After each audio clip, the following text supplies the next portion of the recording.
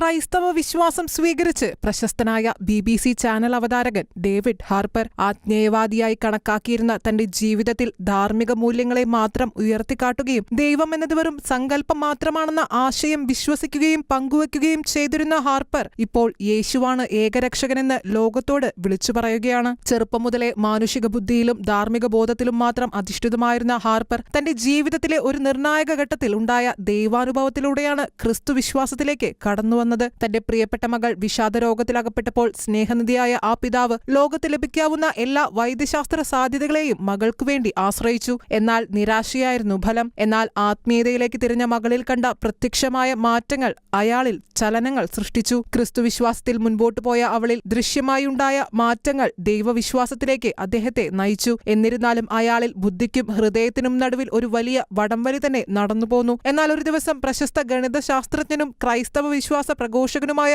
John ലെനോക്സിന്റെ ഒരു പ്രസംഗം Harper കാണാനിടയായി. അതിൽ ക്രിസ്തുവിന്റെ സ്നേഹം കടുത്ത വിഷാദരോഗത്തിൽ നിന്നും വിമോചിപ്പിച്ച ഒരു പെൺകുട്ടിയുടെ കഥ അദ്ദേഹം കേൾക്കാനിടയായി. ഇത് ഹാർപ്പറിൽ വലിയ മാറ്റമുണ്ടാക്കി. അയാൾ തന്റെ മകൾക്ക് സംഭവിച്ച വലിയ സൗഖ്യം തിരിച്ചറിയുകയും ക്രിസ്തുവിശ്വാസത്തിലേക്ക് കടന്നുവരികയും ചെയ്തു. ക്രിസ്തു കുരിശിൽ മരിച്ചുവെന്ന് നിങ്ങൾ വിശ്വസിക്കുന്നുവെങ്കിൽ, ക്രിസ്തുവിന്റെ കുരിശുമരണം സത്യമാണെങ്കിൽ, അവൻ തന്നെയാണ് യഥാർത്ഥ ലോകരക്ഷകനായ ക്രിസ്തുവെന്ന് ഹാർപ്പർ പറയുന്നു. ഇന്ന് ഞാൻ മനസ്സിലാക്കുന്നു, ഞാൻ വിളിക്കപ്പെട്ടിരിക്കുന്നത് മറ്റുള്ളവരോട് സത്യത്തെക്കുറിച്ച് പറയാനാണ്. യേശുക്രിസ്തുവാണ് ആ സത്യം. ക്രൈസ്തവ വിശ്വാസം വെറുമൊരു അമൂർത്ത ആശയമല്ല, മറിച്ച് ദൈവവുമായുള്ള പരിവർത്തനാത്മകമായ ഒരു കണ്ടുമുട്ടലാണെന്നതിന്റെ തെളിവാണ് ഡേവിഡ് ഹാർപ്പറിന്റെ ജീവിതം.